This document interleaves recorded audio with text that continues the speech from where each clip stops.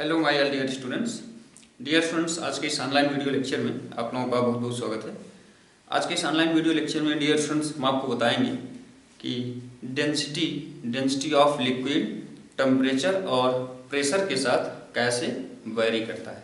ठीक है, तो डियर स्टूडेंट्स आज के इस लेक्चर में सबसे पहले हम देखेंगे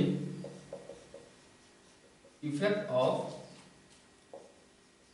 टेम्परेचर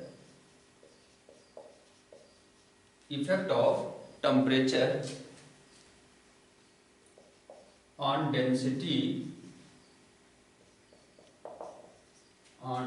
density of liquid। ठीक है, जैसा कि जानते हैं डियर स्टूडेंट्स, अगर हम किसी लिक्विड को हीट करते हैं या कह सकते हैं कि अगर हम किसी लिक्विड का टेम्परेचर इंक्रीज करते हैं तो उसका वॉल्यूम बढ़ता है। ठीक है, और डियर स्टूडेंट्स उसका वॉल्यूम बढ़ेगा तो डेंसिटी उसका रिड्यूस होगा या कह सकते हैं कि डिक्रीज होगा। ठीक है, मतलब यहाँ पर हम कह सकते हैं कि रो अगर डेंसिटी ऑफ लिक्विड है तो डियर स्टूडेंट्स ये जो होगा वॉल्यूम के इनवर्सली प्रोपोर्शनल होगा।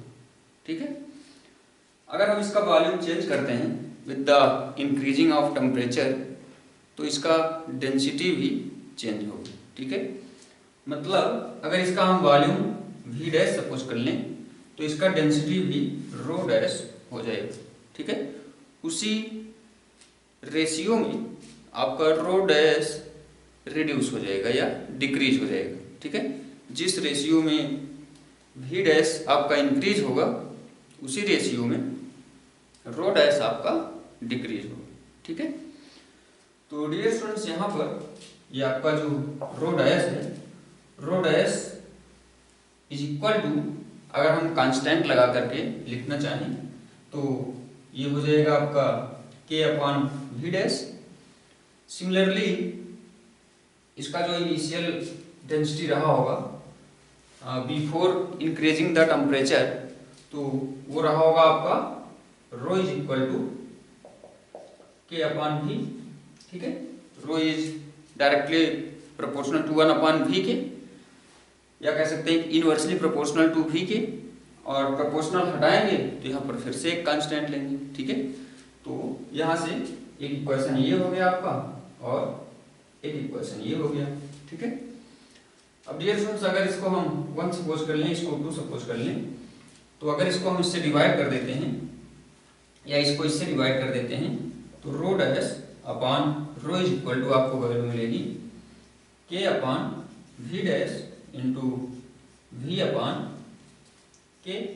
ठीक है, तो यहाँ से आपको रो डैश अपॉन रो की वैल्यू मिलेगी वी अपॉन वी डैश। ठीक है, डियर स्टूडेंट्स अगर इसका हम टेम्परेचर समथिंग इंक्रीज करके इसका वॉल्यूम इंक्रीज कर दें तो यहाँ से आपको दूसरा रिजल्ट मिलेगा rho dash upon rho is equal to V upon V plus d V. ठीक है, अगर आपने कुछ टेम्परेचर इंक्रीज कर दिया तो इसका वॉल्यूम क्या होगा, चेंज हो जाएगा, या कह सकते हो कि इंक्रीज हो जाएगा, स्मॉल इंक्रीज हो जाएगा, जिसको हमने डी भी सपोज कर लिया। ठीक है, अब डियर स्टूडेंट्स यहाँ से डी भी अगर कैलकुलेट करें तो डी भी की वैल्यू क्या हो जाएगी, इसका change in volume dear students यहाँ पर आपका हो जाएगा डी भी इक्वल टू गामा जहाँ पर थर्मल कोएफिशिएंट होता है।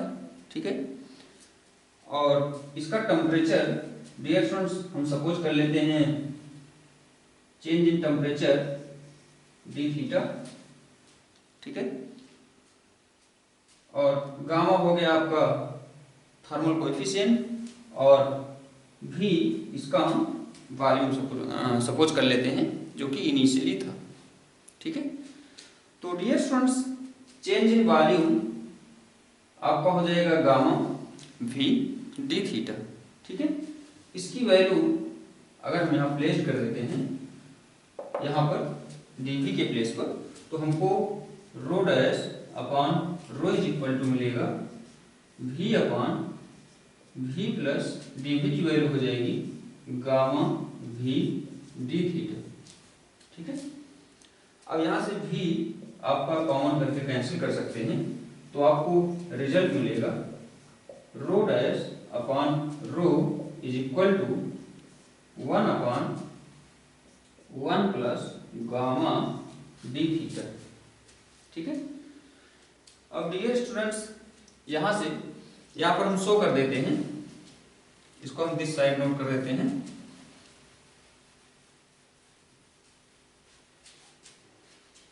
यहां से हमको मिला है rho dash upon rho is equal to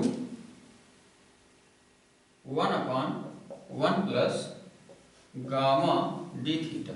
ठीक है, यहां से आपका गामा जो है यहाँ पर नोट कर देंगे, ये आपका थर्मल कोएफिशिएंट बता रहा है। ठीक है, ये है थर्मल कोएफिशिएंट, और डी थीटा जो है, डी थीटा आप कह सकते हैं कि चेंज इन टेम्परेचर हो गया।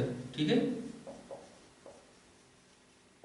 चेंज इन टेम्परेचर की वैल्यू डी थीटा हो गई। ठीक है, अब डियर स्टूडेंट्स यहां से rho dash is equal to आपको मिला यहाँ से rho upon 1 plus gamma D theta.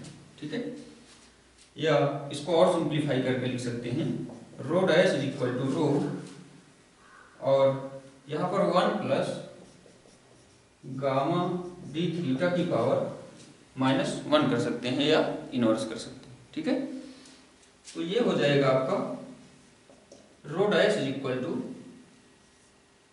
रो 1 माइनस गामा डी थीटा।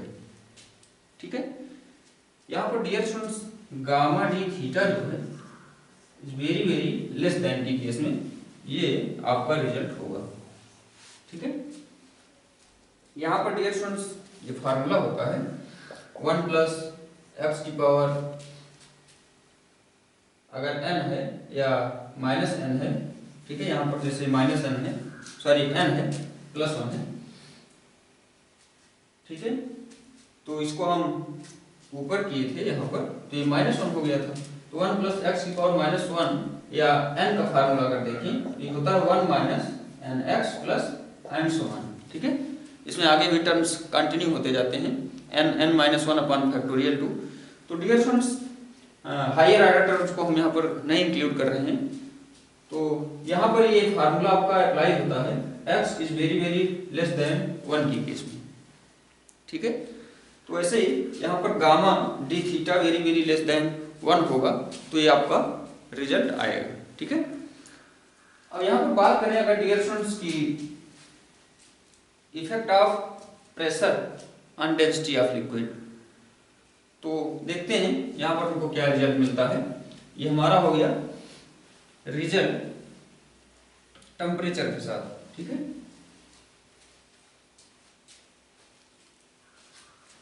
ये रिजल्ट्स आप नोट कर सकते हैं। नेक्स्ट में हम देखते हैं effect of pressure on density of liquid. ठीक है, डियर स्टूडेंट्स अगर आप किसी लिक्विड का प्रेशर बढ़ाते हो तो उसका वॉल्यूम डिक्रीज होता है, और वॉल्यूम डिक्रीज होगा तो उसका जो डेंसिटी है वह इंक्रीज होगा। ठीक है, मतलब यहाँ पर आप फिर से फार्मूला वही अप्लाई करोगे, rho is inversely proportional to V. अगर इसको हम कांस्टेंट लगाएं या सेम ऑर्डर में ही अगर इसको हम ऐसे ही रहने दें, और नेक्स्ट केस अगर हम सपोज कर लें कि इसका वॉल्यूम हमने चेंज कर दिया थोड़ा सा, या थोड़ा सा हमने प्रेशर चेंज किया, तो प्रेशर चेंज करेंगे तो वॉल्यूम चेंज होगा, और वॉल्यूम चेंज होगा तो इसका डेंसिटी भी चेंज होगा। ठीक है, तो चेंज डेंसिटी अगर हम रो डैश सपोज कर लेते हैं, तो rho dash is directly proportional to 1 upon V dash. ठीक है, या कह सकते हैं inversely proportional to V dash. ठीक है, तो यहाँ से आपका वैल्यू हो जाएगा rho upon rho dash is equal to वही v upon v dash, sorry rho upon rho dash is equal to v upon v dash हो जाएगा। ठीक है। अब डियर स्टूडेंट्स यहाँ पर v डैश आपका चेंज इन वॉल्यूम, अगर हम कुछ इस टाइप से लिखें, स्मॉल चेंज इन वॉल्यूम है आफ्टर अप्लाइंग स्मॉल प्रेशर, तो यहाँ पर dv की वैल्यू अगर हम कैलकुलेट करें तो डियर स्टूडेंट्स dv है चेंज इन वॉल्यूम, dv है आपका चेंज इन वॉल्यूम। ठीक है। अब डियर स्टूडेंट्स यहाँ पर चेंज इन वॉल्यूम की वैल्यू हमें कैलकुलेट करनी है आफ्टर अप्लाइंग प्रेशर। ठीक है।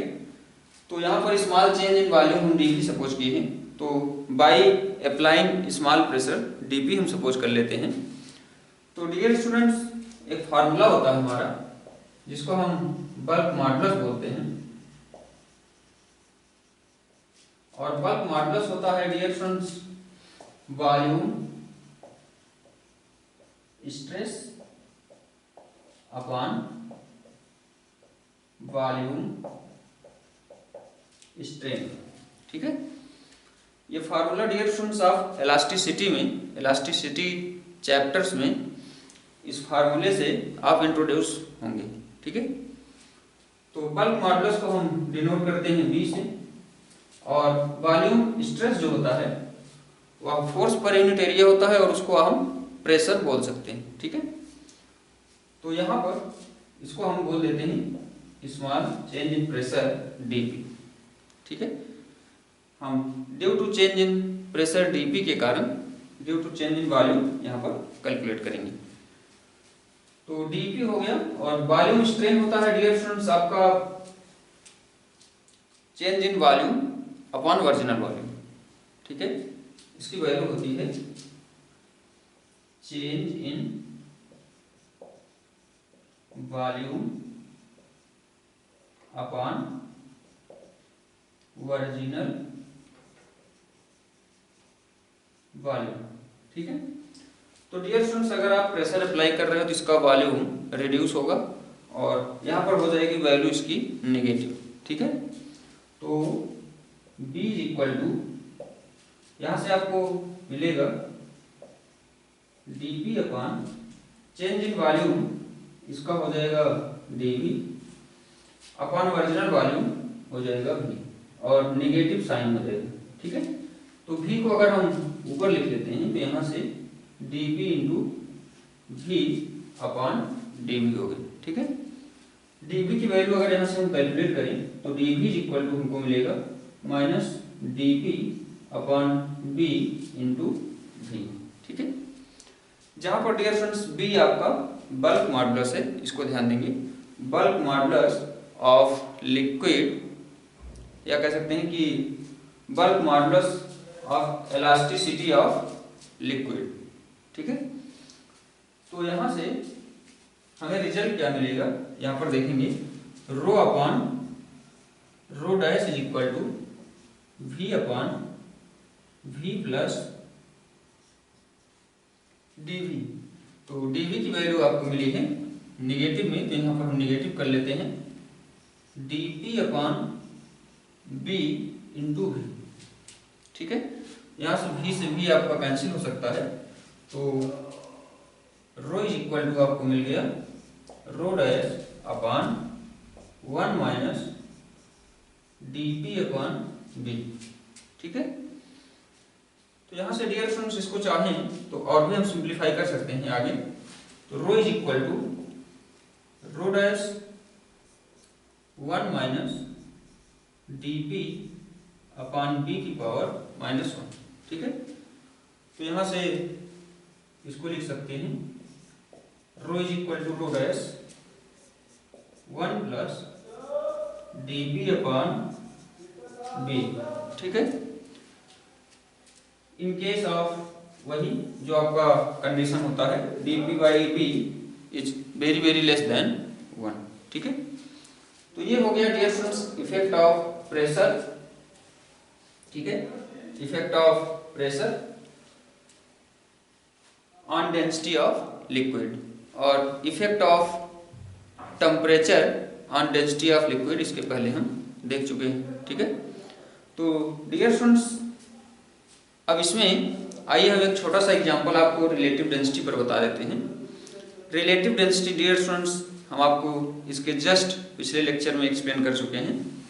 रिलेटिव डेंसिटी जो होता है वह एक यूनिटलेस क्वांटिटी होता है और ratio of density of substance and density of liquid, या कह सकते हैं कि डेंसिटी ऑफ वाटर एट 4 अंश सेंटीग्रेड पर। ठीक है, इसको हम बोलते हैं रिलेटिव डेंसिटी। अब यहाँ पर आइए अगर हम बात कर लें एक एग्जांपल की, तो कोई सब्सटेंस है हमारे पास जिसका रिलेटिव डेंसिटी हमको गिवन है। ठीक है,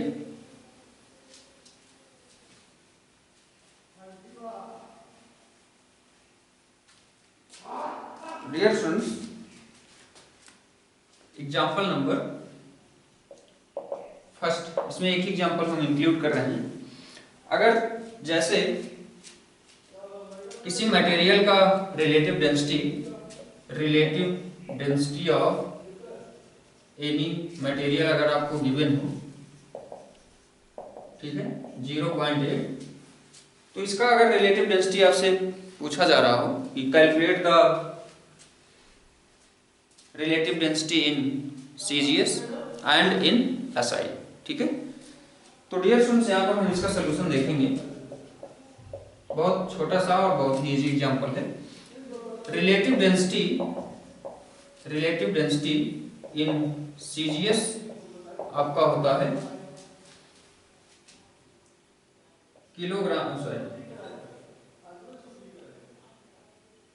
सेंटीमीटर। CgS में डियर स्टूडेंट्स हाँ रिलेटिव डेंसिटी का सबसे पहले SI में देखेंगे। SI में होता है किलोग्राम पर मीटर क्यूब। ठीक है, तो यहाँ पर ये हो जाएगा आपका 0.8 और किलोग्राम पर मीटर क्यूब में ये इसकी यूनिट होती है और यहाँ पर होता है 1000। ठीक है, तो डियर स्टूडेंट्स यहाँ पर ये हो जाएगा आपका 0.8 मल्टीप्लाई बाई 1000 किलोग्राम पर मीटर क्यूब। ठीक है, अब यहाँ पर इसको आप लिख सकते हो 800 किलोग्राम पर मीटर क्यूब। ठीक है, अगर डियर स्टूडेंट्स यहाँ पर हम बात कर ले रिलेटिव डेंसिटी इन CgS, तो रिलेटिव डेंसिटी इन CgS में आपका होता है 1 ग्राम पर सेंटीमीटर क्यूब। ठीक है, तो रिलेटिव डेंसिटी इस मटेरियल की इन CgS हो जाएगा 0.8 ग्राम पर सेंटीमीटर क्यूब। ठीक है, तो ये हो गया आपका आंसर। ठीक है, यहाँ पर डियर स्टूडेंट्स हमने सिंपली आपको कन्वर्जन बताया है और ये आपको रिजल्ट्स हमने बता रखा है पहले इसके पिछले लेक्चर्स में। तो डियर स्टूडेंट्स अगर आप लेक्चर को सिक्वेंशली देख रहे हैं तो आपको कहीं भी कोई डाउट नहीं आएगा। ठीक है, तो आज के इस लेक्चर को हम यहीं पर स्टॉप करते हैं और अपकमिंग लेक्चर्स में डियर स्टूडेंट्स हम आपका नेक्स्ट इम्पॉर्टेंट टॉपिक प्रेशर की बात करेंगे। ठीक है, तो आज के इस लेक्चर को यहीं पर स्टॉप कर रहे हैं और अपकमिंग लेक्चर्स में हम आपका नेक्स्ट इंपॉर्टेंट लेकर के फिर से प्रेजेंट होंगे। Thank you very much.